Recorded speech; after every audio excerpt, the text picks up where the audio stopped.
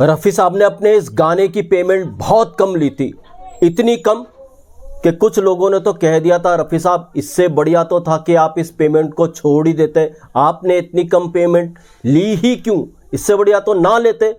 मगर रफ़ी साहब का जो जवाब आया वो अपने आप में नायाब था, कमाल का जवाब था।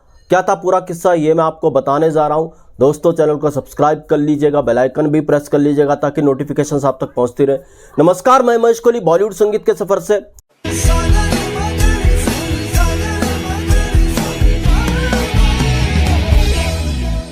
दोस्तों एक म्यूजिक अरेंजर, एक म्यूजिक डायरेक्टर हुए अमर हल्दीपुरी।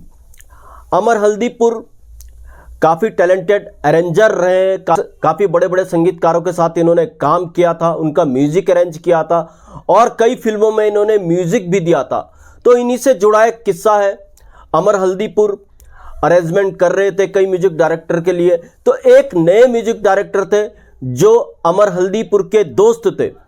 तो उन्होंने अमर हल्दीपुर को कहा कि वो एक फिल्म के गानों पर काम कर रहे हैं और इसी म्यूजिक डायरेक्टर का जो म्यूजिक अरेंजमेंट था वो अमर हल्दीपुरी कर रहे थे। तो उस म्यूजिक डायरेक्टर ने कहा अमर हल्दीपुर को कि वो एक फिल्म के गानों पर काम कर रहे हैं और एक गाने के लिए वो चाहते कि रफ़ी साहब अपनी आवाज़ दें। तो अमर हल्दीपुर ने कहा कोई बात नहीं। उन्होंने सीधा फ़ोन लगाया रफ़ी साहब के साले साहब कम मैनेजर, उनको फ़ोन लगाया और कहा कि हमारे एक दोस्त है म्यूजिक डायरेक्टर, रफ़ी साहब को गंवाना चाहते हैं तो बोलिए, फीस बोलिए। तो जो रफ़ी साहब के साले साहब थे ज़हीर साहब, उन्होंने कहा आप एक गाने के 15,000 दे दीजिएगा। मगर अमर हल्दीपुर ने कहा यार म्यूजिक डायरेक्टर नया है, 15,000 कैसे देगा। अमर हल्दीपुर ये फ़ोन पर बात कर रहे थे, अमर हल्दीपुर ने फ़ोन काट दिया और उस नए म्यूजिक डायरेक्टर को कहा कि एक काम करते हैं, सीधा रफ़ी साहब के बंगले पे चलते हैं। ये बंगला रफ़ी साहब का वो बंगला था जहाँ रफ़ी साहब ने अपनी आखिरी सांस ली। उस समय रफ़ी विला हुआ करता था, आज ये रफ़ी मेंशन के नाम से मशहूर है। खैर, अमर हल्दीपुर उस म्यूजिक डायरेक्टर को लेकर के घर पहुंचे तो उनको मिले वहां पर रफ़ी साहब के साले साहब कम मैनेजर ज़हीर साहब। तो ज़हीर साहब को अमर हल्दीपुर ने म्यूजिक डायरेक्टर की प्रॉब्लम बताई, कहा है इतनी पेमेंट तो दे नहीं सकते, 15,000 बहुत ज़्यादा है। तो फिर ज़हीर साहब ने कहा आप एक काम कीजिए यार, आप 12,000 ही दे दो। अब अमर हल्दीपुर ने उस म्यूजिक डायरेक्टर की तरफ देखा, कहा इतने पैसे हैं? तो म्यूजिक डायरेक्टर ने कहा 12,000 भी मेरे पास नहीं है। तो फिर ज़हीर साहब ने कहा कि ठीक है, आप सीधा साहब से बात करो। और यहाँ पर अमर हल्दीपुर का एक इंटरव्यू के दौरान कहना था कि कितने ही वो महान लोग थे उस समय। ज़हीर साहब चाहते तो ये भी कह सकते थे भाई आप किसी और सिंगर को ले लो अगर आपके पास पेमेंट नहीं है, मगर ज़हीर साहब ने ऐसा नहीं किया और सीधा उनको कहा कि आप सीधा रफ़ी साहब से मिलो। रफ़ी साहब को उन्होंने बुलवाया। रफ़ी साहब कमरे से निकलकर जैसे उनके पास आए, जहाँ पर बैठे हुए थे रफ़ी साहब का वेट कर रहे थे, तो रफ़ी साहब ने पूछा क्या हुआ। तो अमर हल्दीपुर ने कहा ये हमारे म्यूजिक डायरेक्टर हैं, नए म्यूजिक डायरेक्टर हैं, ये चाहते कि आप उनके लिए गाएं, मगर ज़हीर साहब कह रहे हैं कि 12,000 रुपये आप लेंगे। रफ़ी साहब ने कहा ठीक है, मगर अमर हल्दीपुर ने कहा कि ये जो म्यूजिक डायरेक्टर हैं आपको 12,000 भी नहीं दे सकते। तो रफ़ी साहब ने कहा बोलिए आप कितना दोगे। तो इस म्यूजिक डायरेक्टर के मुंह से निकला 2,000 रुपये है मेरे पास, यही मैं आपको दे सकता हूं।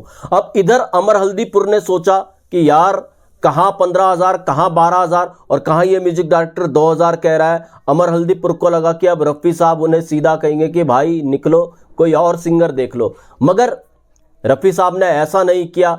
रफ़ी साहब ने कहा ठीक है 2,000 ही दे देना और रफ़ी साहब ने तुरंत बाजा मंगाया, हारमोनियम मंगाई। रफ़ी साहब ने कहा मुझे गाना बताओ। मगर इधर अमर हल्दीपुर के मन में एक बात चल रही थी, यार रफ़ी साहब 2,000 पे कैसे मान गए, कहाँ 15,000 फिर 12,000, ये 2,000 पे रफ़ी साहब कैसे मान गए।